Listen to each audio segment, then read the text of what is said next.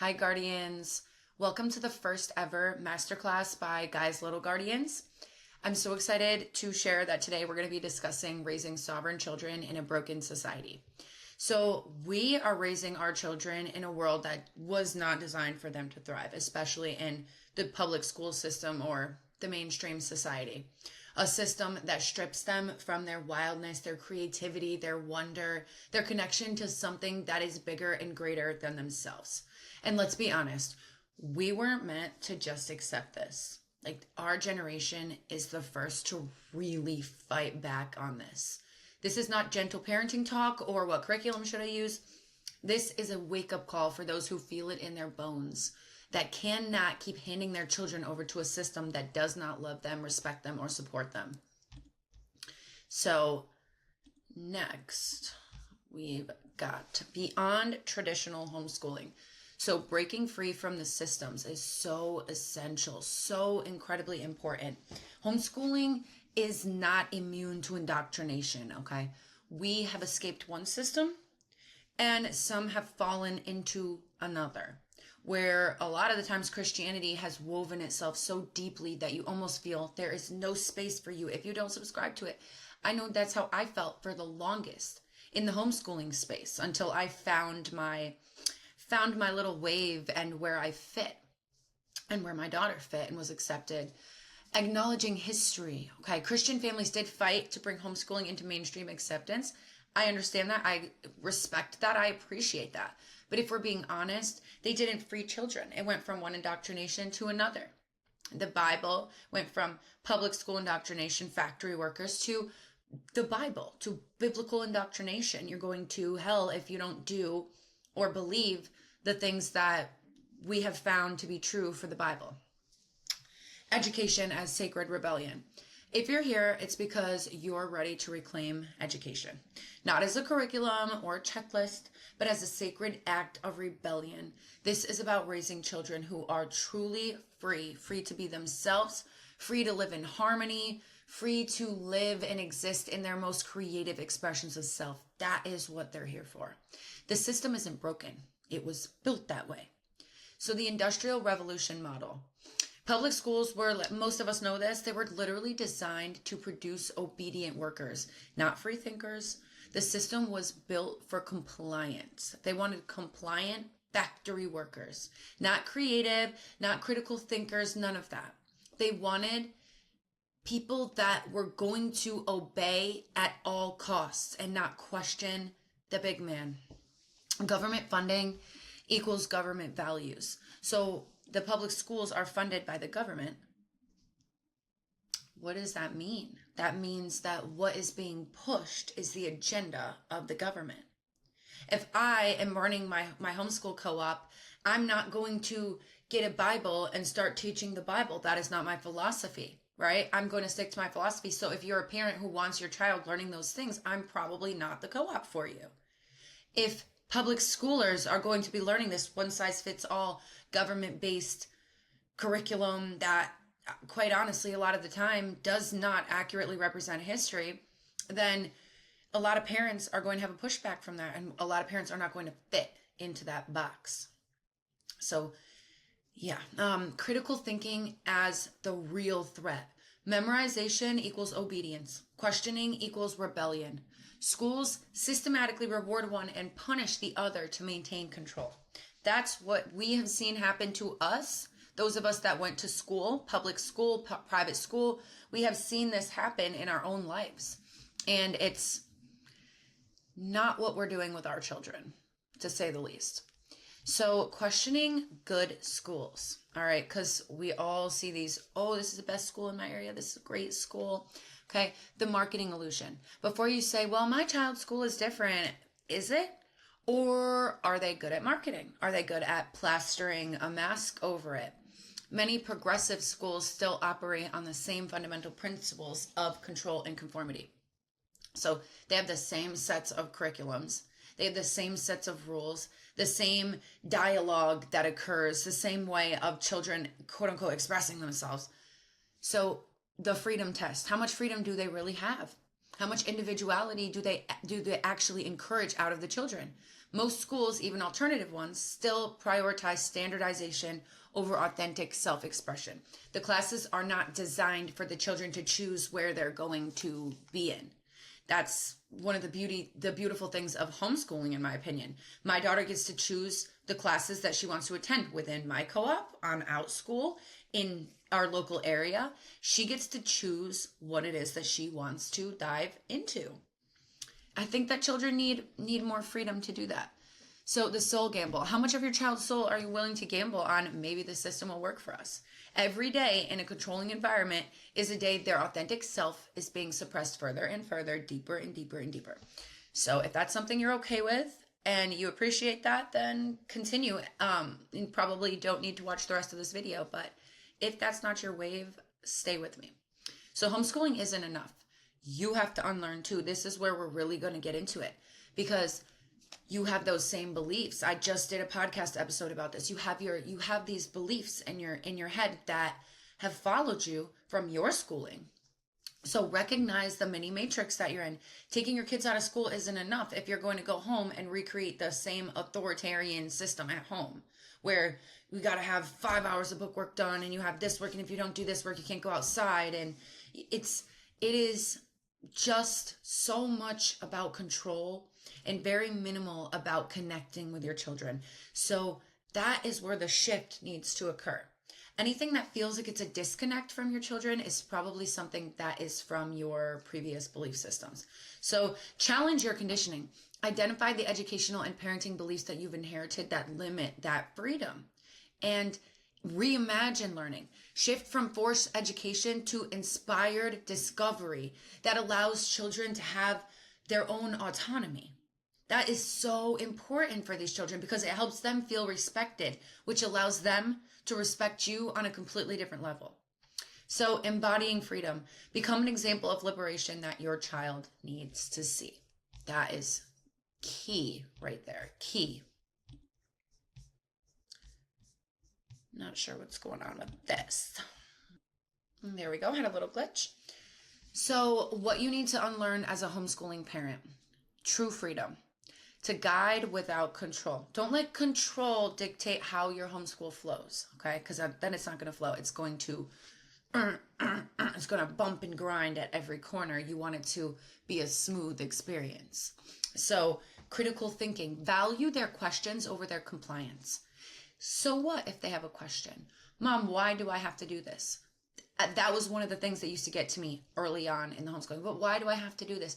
Well, let's figure out why we have to. So we might have to learn these basic math skills because in the future, there are very few jobs that we don't need to know this for. Do we need to do advanced trigonometry? Maybe not. That might not be an interest for you. However, if you want to be a mathematician or do something, you want to be an accountant, yes, we're going to dive deep into that. There's always a reason for what it is that you want to do. And you just have to figure out, is it to give your child the skills in life, or is it because you were told that that's something you have to do? That's one of the things it is easier said than done, but it is life-changing. So learning everywhere. Life is a classroom. I don't love the term unschooler. We are not really unschoolers, but my daughter learns everywhere. She has been since when she was in private preschool. She has been learning everywhere. That is part of the beauty of raising a child that you see full time. And I know it is that there is a privileged experience to see your child all the time and to have the freedom and ability to do that. So it is, incredibly, incredibly wonderful. But when children are given the opportunity to explore themselves and discover themselves on a different level without daily rigidity, you see a different child. You really see a child that starts to love education, and not just on the academic level, educating them knowledge, filling them with life skills and knowledge. So education is not just school. Learning happens everywhere. Stop trying to make your home a better classroom, and it's not supposed to be one. Obedience is not intelligent. Just because your child follows orders doesn't mean that they are not intellectually or emotionally where they need to be, okay? Or it doesn't mean vice versa. It could mean that your child is exactly exactly where they need to be. So it's all about figuring out, engaging what is going on in your family. But because I said so, it's not leadership. You have to answer the questions. They're going to give you questions. That's just part of being a parent. They're going to question why they have to do things. They're going to question where they have to do things, when they have to do things, why they have to do it at that certain time. It's always going to be more questions. So it's up to you if you want to give that to your child, or if you want to, because I said so. And chances are the respect is going to be a little off balance. So dropping religious indoctrination without losing spirituality. Because what we're trying to do is we're trying to bridge a gap. If Christian homeschooling is over here, secular homeschooling is over here, where's in the middle meet? Is it always going to be pagan homeschooling? Because that we're very pagan friendly here. And what about the spiritual families? What about the families that love to learn all different lineages, like Hinduism, Buddhism, Sikhism, Muslim? What about the families that love to explore all different dynamics with their child or their children? So the Christian dominance. If you've ever looked for homeschooling resources, you probably noticed Christianity is everywhere. Absolutely everywhere. And this isn't about attacking people's faith or beliefs, but it's about recognizing that religious homeschooling often isn't about freedom. It is another form of control. Christian homeschooling replaces one system of indoctrination with another. Instead of raw history backed by scientists and historians, children get Bible-approved history, both censored and manipulative. So the missing diversity, where are the pagan homeschoolers? Where are the indigenous traditions? Where are the spiritual homeschoolers? The ones that I was just talking about with all this open-minded lineages that they study for their child, because that's what's important to them. The homeschooling movement is marginalizing diverse spiritual perspectives. So many religious homeschooling approaches teach fear, not freedom. Obey or burn is not education. It's control dressed up as morality. It's indoctrination. True spirituality is about exploration, connection, choices, not shaming or blind obedience. It's not about that. And it's important that as parents, we recognize, or as guardians, we recognize that giving our child those versions of self, even subconsciously, it does start to pass down, and it becomes ingrained in their belief system from our belief systems as children. So important to check into that and kind of pinpoint where you are with that. So reclaiming true spiritual education. Encouraging children to explore different spiritual traditions and find out what resonates with their own inner wisdom and experience. If you are terrified to let your child experience other stories of different traditions, cultures, lineages, all that, then you are insecure in your religion. And I've only ever seen that in Christian families. I am in one specific homeschool group that is from a minor faith-based curriculum. Love the curriculum. We skip the Bible verses. That's what we do personally. And one thread, this is just a little story. One time, there was a thread in there about how all these mothers were terrified of their child essentially hearing falsified in their mind, falsified beliefs, because there's only one true God and this and that and what. Cool. You know, there was some pagan families in there, witchy moms, that started commenting, me being one of them. And this one woman told me, she comments back to me, because I say, you know, a lot of the time it's just very close-minded. You have to allow yourself to open up, because if your child comes in contact with this and they want to dive into it, they're going to start to strongly dislike you. And this mom says specifically, I'll always remember this. She says, I would never let my daughter believe in something so awful and disgusting. And I said, wow, that is so mind-blowing that you can sit here and say you would never let your daughter believe something. So she is only allowed to have your faith. So what does that mean? If she doesn't, when she grows up, you no longer love her. She's no longer your daughter. I just thought I'd share that story, because this is exactly what it is about. It's so important that you let children get the opportunity to explore what works for them. My daughter has completely different belief systems about quite a few things. Does she have many gods and many goddesses and share the love for chakras and share all these different love for mantra? And she is so incredibly powerful, so powerful. She has her own practices that give her that power. They're not all ones that I've taught her. Some of them are things that she does on her own. We're both energy workers. She does a completely different style of energy work when she's working on other people than I do.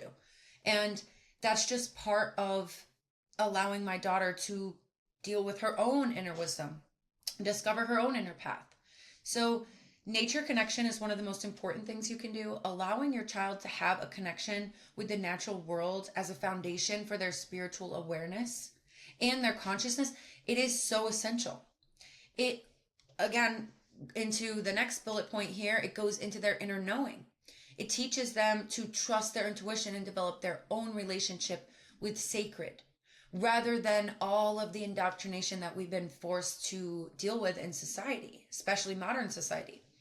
So cultural respect, honoring diverse spiritual traditions while avoiding appropriation, creates a safe space for authentic spiritual identity to flourish and thrive. So beautiful to witness your children experiencing that. So rebuilding education as a sacred act of rebellion. Teach how to think, not what to think. Foster independent reasoning and discernment. Prioritize curiosity over curriculum.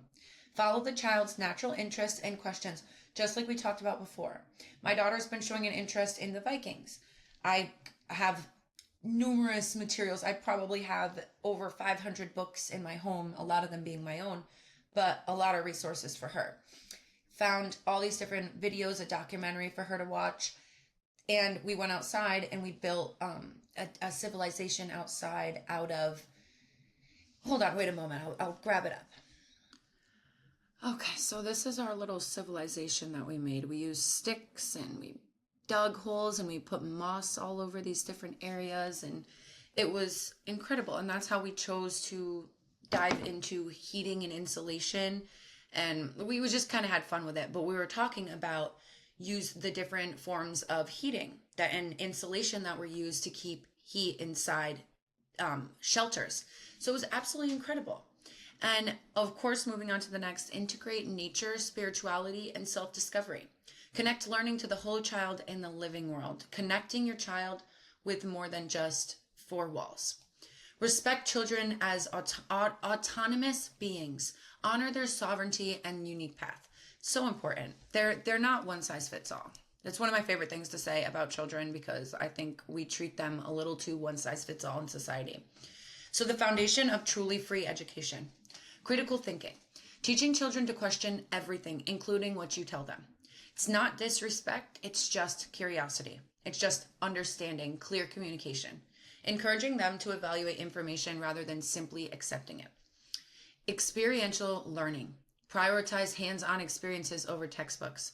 Learning through doing, experimenting, and direct observation of the world. Again, that ties into the non-one-size-fits-all. What your child is interested in, they are going to truly enjoy hands-on. It's not going to be just satisfied through book work. So social awareness, developing understanding of social systems, power dynamics, and how to create positive change in communities. Emotional intelligence, honoring feelings as messengers, not inconveniences, teaching children to understand and express emotions in healthy ways. So important. This is a truly free education right here. Completely free to honor the whole child. Education for liberation, not control. First step is recognizing the cage. Identify how traditional education limits children's natural development and creativity through control-based methods. Unlock the door. Remove the restrictions. Create space for authentic self-expression and child-led learning. This is going to take a little bit from you too, because you have to do this on yourself as well. You have to allow yourself to be authentic and free to express yourself in the way that works for you. Support the flight. Okay. Provide resources, mentorship, and opportunities that nurture your child's unique gifts and interests. It is so worth it. I promise. I promise it is. Transform the world. Raise children that can think critically, care deeply, and create the more beautiful world their hearts know is possible. And we know it is too. We know that with our beautiful babies that essentially anything is possible. Creating a learning environment that honors your child's soul. Physical space. Design environments that invite exploration, creativity, and comfort. Include natural materials, beautiful books, art supplies, and spaces both focused for work and relaxation. I can see right next to me here our little creativity calm corner. And I believe I've posted videos of this in the past. I should do a whole extensive video of like a walkthrough of our space. But we have vines going up the entire thing, and that is where my daughter works. She's got her shelf that has her spell bottles on it. She's got some pictures, some paintings that were done, some spirit animal posters. And that's what works for her. That is her area for her to be free to express herself. So, emotional atmosphere. Cultivate relationships based on mutual respect, authentic communication, and emotional safety. Create a home where questions are welcomed and mistakes are viewed as learning opportunities. And of course, community connections. Expand learning beyond your home through meaningful relationships with diverse people. Participate in community projects. Access to real-world mentors in areas of interest. Your child is going to continuously through life, more than likely, switch up quite a few times what it is that they feel they want to dive deeper into, because sometimes they get into it and it's not really what they expected. That is why homeschooling is so important. They don't have to sit through 6 months to a year of it to figure out they don't like it in a class and then take the next class and hope that they figure it out in the short few years of high school. You know, there are so many opportunities outside of the classroom for things like that to occur. So we just have to present our children with those opportunities. So now I'm going to introduce you to Gaia's Little Guardians. If you have never heard of our co-op, it's an inclusive alternative for spiritual and pagan families. Join Gaia's Little Guardians for an inclusive virtual co-op experience that focuses on connection, open-minded self-awareness, and inclusivity through all different forms of spirituality. Our community creates spaces for children to explore their authentic selves while building meaningful relationships with others on similar journeys. The revolution begins with you. One child. Each sovereign child represents the possibility of a new world free from limitations we've accepted. One family. Your home can become the first place where true freedom is experienced and honored. One community. Together, we as Gaia's Little Guardians create alternatives that change the dominant paradigm of control-based education. And infinite potential. So the infinite potentials that emerge when we trust our children's innate wisdom and capacity are incredible and so powerful. If this shook you good, that means you're awake. Your child's education should not be about control. It goes so much deeper than that. It is a freedom for your child to exist within. Thank you so much for your time, and I hope this was beneficial to you and gives you the drive and motivation that you need to reclaim your child's education and yours. Reclaim yours too. Thank you.